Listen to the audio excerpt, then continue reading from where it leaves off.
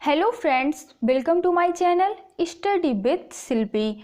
Friends, हम लोग UGC NET exam geography, TGT, PGT geography and all upcoming geography exams की तैयारी कर रहे हैं।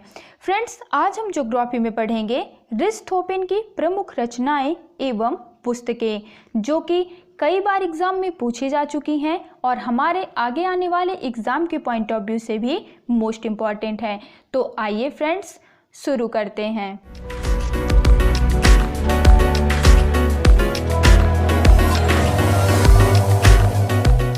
ओके फ्रेंड्स, रिस्टहोपेन की प्रमुख रचनाएं एवं पुस्तकें, जिसमें सबसे पहली पुस्तक है चीन का भूगोल। किनकी है? रिस्टहोपेन महोदय की। नेक्स्ट है भूगोल की समस्याएं एवं विधियां। किनकी पुस्तक है? रिस्टहोपेन महोदय की। नेक्स्ट पुस्तक है शोध यात्रियों की निर्देशिका, जो कि दी गई थी रिस्टहोपेन महोदय के द्वारा। नेक्स्ट है चीन की मानचित्रावली, जो कि दी गई थी रिस्टहोपेन महोदय के द्वारा। ठीक है फ्रेंड्स, तो आपको याद रखना है कि चीन का भूगोल, भूगोल की समस्याएं एवं विधियां, शोध यात्रियों की निर्देशिका और चीन की मानचित्रावली, ये चारों ही पुस्तकें रिस्टहोपेन महोदय के द्वारा दी गई थी और एग्जाम के लिए मोस्ट इम्पॉर्टेंट है। तो आपको इन सभी पुस्तकों को स्पेशली याद रखना है। नेक्स्ट पॉइंट है रिस्टहोपेन की मौलिक विचारधारा भूगोल में क्षेत्रीय भिन्नता से संबंधित थी। उन्होंने भूगोल को क्षेत्र वर्णीय विज्ञान, कोरोलॉजिकल साइंस बताया था। उनके अनुसार भूगोल में भूतल की क्षेत्रीय विभिन्नताओं का अध्ययन होता है।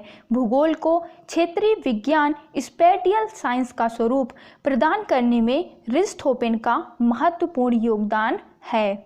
तो फ्रेंड्स, आपको याद रखना है कि रिस्टहोपेन की मौलिक विचारधारा भूगोल में क्षेत्रीय भिन्नता से संबंधित थी।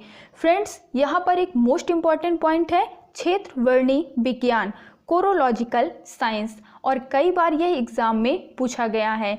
तो अगर आपसे पूछा जाता है कि क्षेत्र वर्णीय विज्ञान या कोरोलॉजिकल साइंस का प्रतिपादन किसने किया था, तो आप याद रखेंगे कि कोरोलॉजिकल साइंस या क्षेत्र वर्णीय विज्ञान का प्रतिपादन रिस्टहोपेन महोदय के द्वारा किया गया था।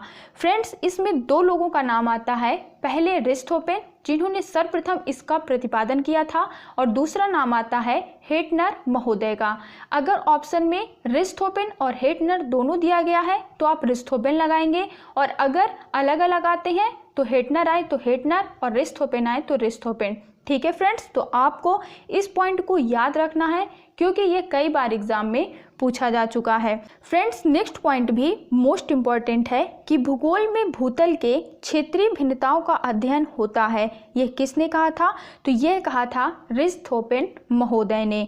नेक्स्ट पॉइंट कि भूगोल को क्षेत्रीय विज्ञान यानी स्पेटियल साइंस का स्वरूप प्रदान करने में रिस्टहोपेन का महत्वपूर्ण योगदान है। फ्रेंड्स, आप याद रखेंगे कि भूगोल को क्षेत्रीय विज्ञान, स्पेटियल साइंस का स्वरूप प्रदान करने में रिस्टहोपेन ने महत्वपूर्ण योगदान दिया था।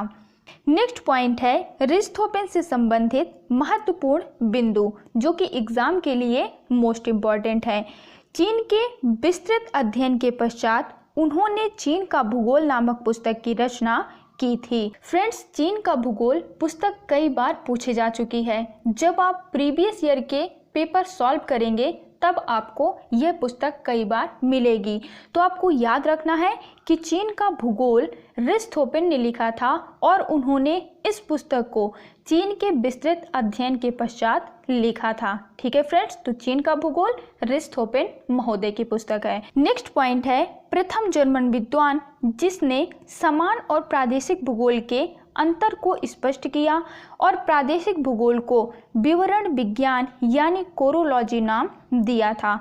यह भी एक मोस्ट इम्पॉर्टेंट पॉइंट है कि प्रादेशिक भूगोल को विवरण विज्ञान यानी कोरोलॉजी नाम किसने दिया था।